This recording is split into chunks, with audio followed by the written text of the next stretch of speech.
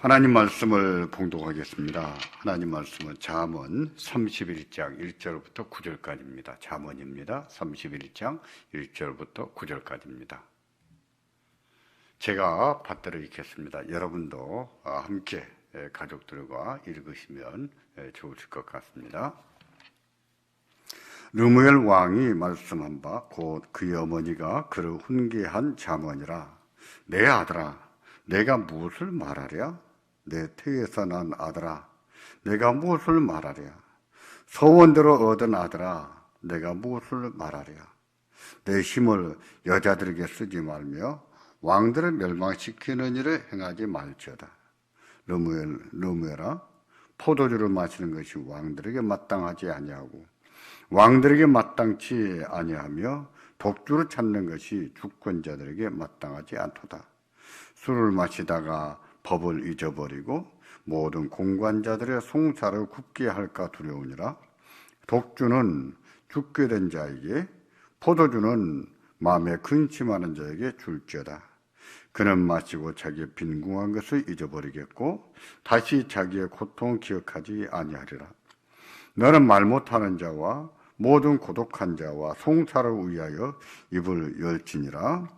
너는 입을 열어 공의를 재판하여 공관자와 궁핍한 자를 신원할지니라.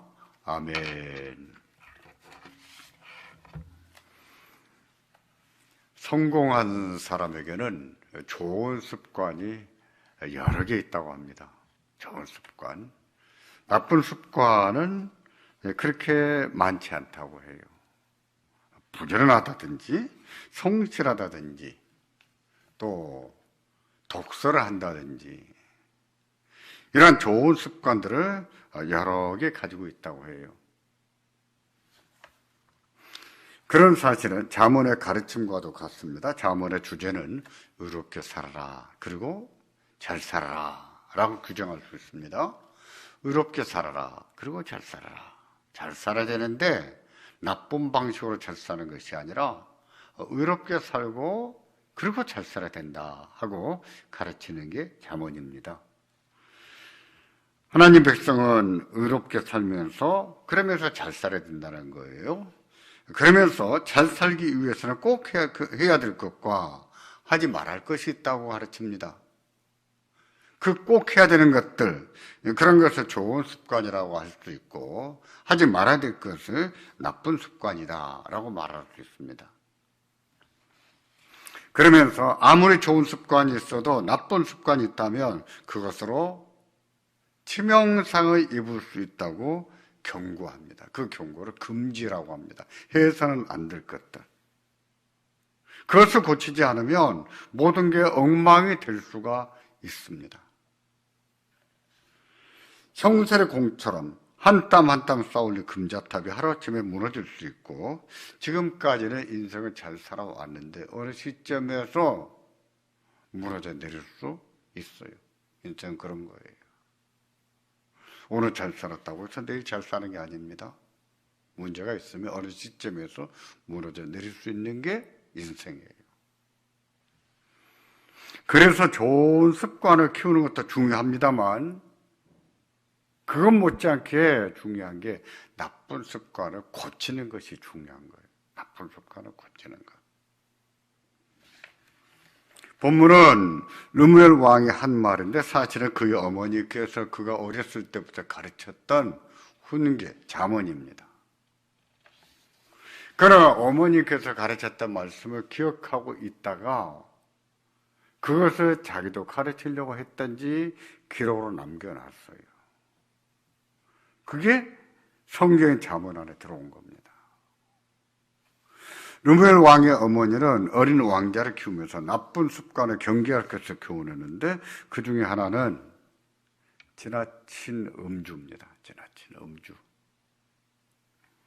또 여자에게 힘쓰는 것도 경계했어요. 그리고 왕이라고 해서 힘 있다고 해서 전쟁을 그렇게 막 일으키지 말라 하는 것도 경계했습니다. 왕으로서 권력과 기회가 있다고 하여 후배나 궁녀를 자주 드린다면 그게 큰 화근이 될 수 있거든요. 그 어머니는 그 왕으로서 마땅치 않은 일이다. 마땅치가 않아. 하고 3번이나 얘기합니다. 어색할 정도로 3번씩이나 그건 마땅치 않은 일이다 하지 마라 하고 가르쳤던 거예요.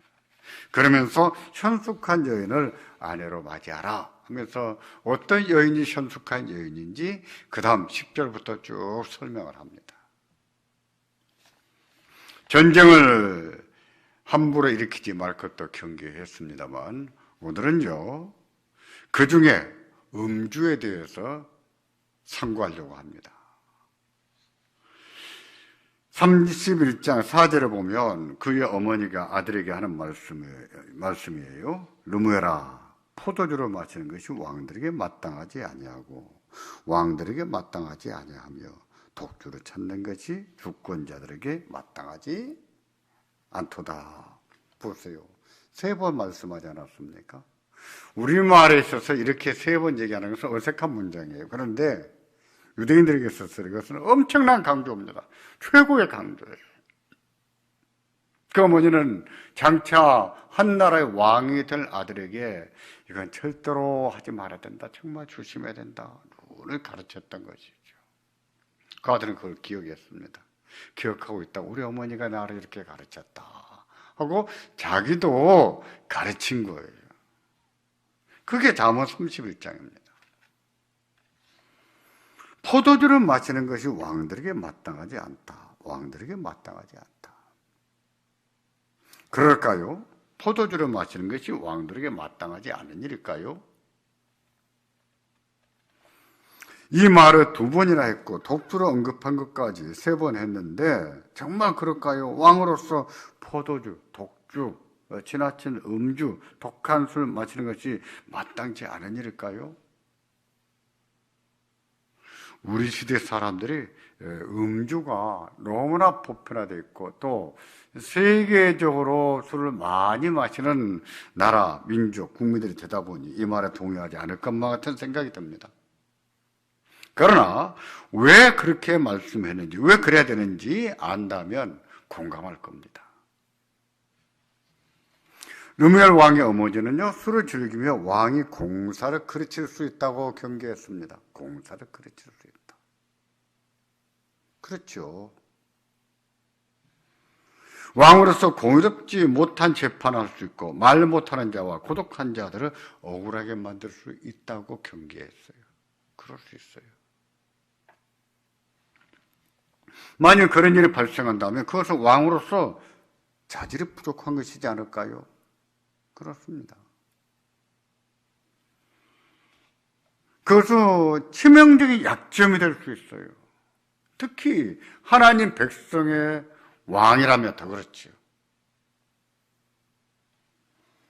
그런 왕 밑에 사는 백성이 행복하겠습니까? 불만이 없겠습니까? 그럴 리가 없죠. 억울한 자가 많이 생겨날 거예요. 나라의 형편도 어려워질 거예요. 나라는 힘들고 어려운데 왕이 허구한 날 술을 많이 마시고 여자를 가까이 두고 그러면 되겠어요?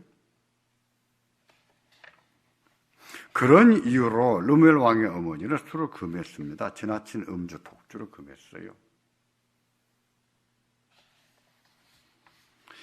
우리는요, 그런 입장도 아니고 그럴 일이 없습니다. 괜찮습니다. 라고 생각할 수 있을지 모르겠습니다. 그런 입장이 아니더라도 지나친 음주가 어떤 피해를 주는지, 얼마나 심각한 피해를 주고 있는지 안다면 그렇게 말하지 않을 거예요. 개인적으로나 가정적으로 그리고 다른 사람의 생애와 가정을 송두리째 앗아가 버릴 수 있는 것이 지나친 음주지요. 음주운전 적발 통계를 한번 살펴보겠습니다. 1년에 음주운전으로 적발되는 사람이 13만 명이 넘어선다고 합니다. 단속은 매일 하지 않습니다. 전국 모든 곳, 서울시 전역에서 하지 않아요. 몇몇 길목에서만 하지요.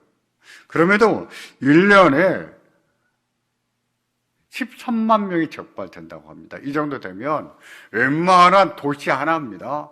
웬만한 도시 사람 10만 명, 13만 명 전체가 다 음주 운전하고 돌아다닌다고 봐야 되는 거예요. 그 도시가 뭐가 되겠습니까? 또 음주 운전하다 걸린 사람을 보면 재범률이 42%에서 50% 가까이 근접한다 그래요. 이 말은요, 한 번 운전하다 걸린 사람이 또다시 재범을 할 가능성이 그만큼 많다는 얘기죠. 그리 되면 그건 병이지요. 나쁜 병이지요.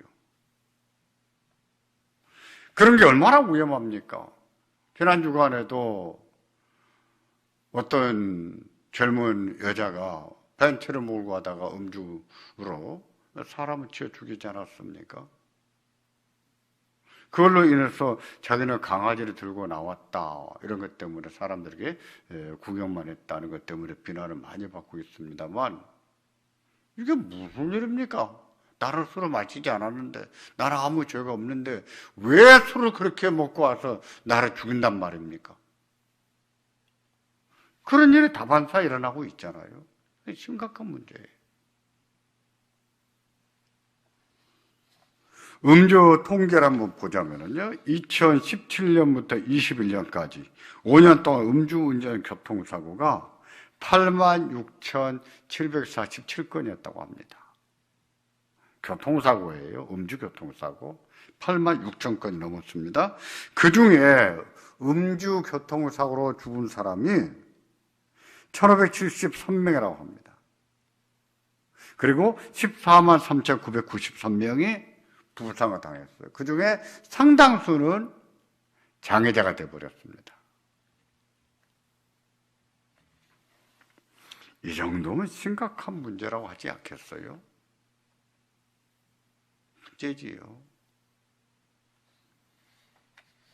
그건요, 병입니다. 병. 고쳐야 될 병 같아요. 예전에 강정호라고 하는 운동선수, 야구선수, 저 기억합니다. 그 선수가 미국 가서 야구를 얼마나 잘했던지요. 참 우리의 자부심이었어요. 한국의 야수가 미국 가서 그렇게까지 성공한 사람이 얼마나 있었습니까? 김하성 선수가 잘하고 있습니다만 홈런으로 따질 것 같으면, 타격으로 따질 것 같으면 강정호만큼은 안 되지 않는가 이런 생각이 들어요. 그렇게 유능한 선수가 음주교통사고 3번 내고 축출되지 않았습니까? 저는 그 재능이 너무 아깝습니다. 사람도 아깝고요. 왜 술 하나 그걸 못 끊어서 왜 술 문제 가지고 인생을 말아먹는단 말인가? 저는 너무 아깝습니다. 그런 일이 일어나고 있어요. 그게 아니더라도요, 당뇨나 고혈압이나 기저질환이 있는데 술을 즐기는 사람이 많이 있어요. 그것도 병이에요.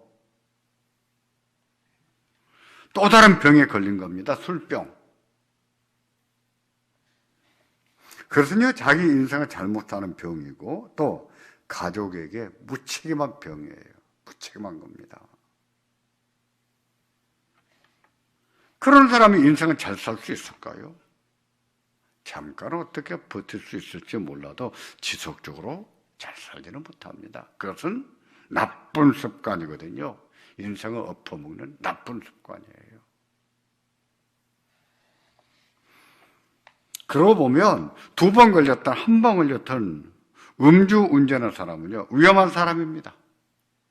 자기에게도 자기 가정에게도 다른 사람에게도 위험한 인물이죠. 사회적인 악이에요. 그런데도 음주운전하고 그래도 술을 못 끊어요. 이건 병이 아니고 뭐겠습니까? 거의 중독이지요.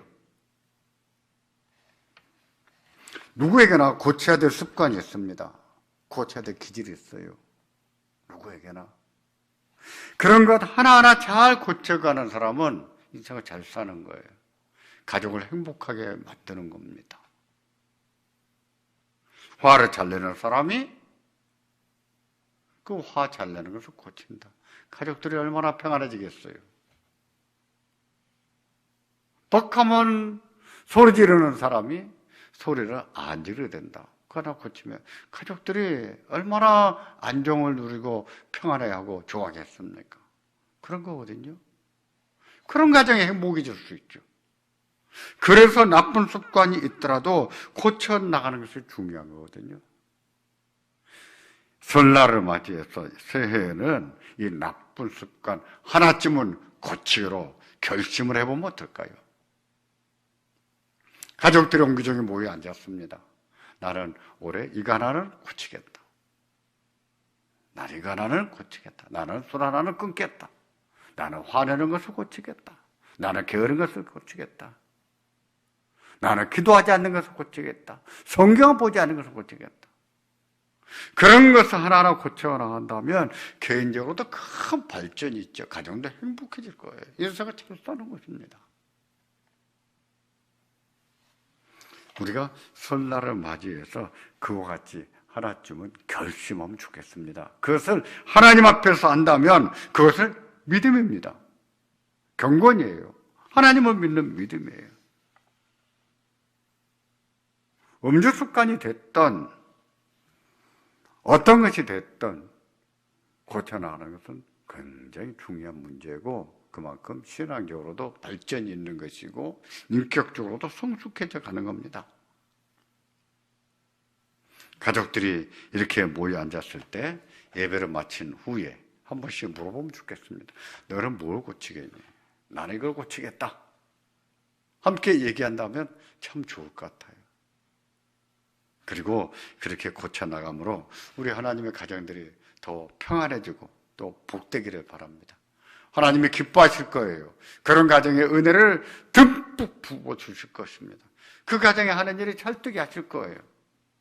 이 놀라운 은혜가 이 설날에 우리 모든 가정에, 우리 모든 심령에 임하기를 주의 이름으로 축원합니다. 기도하겠습니다.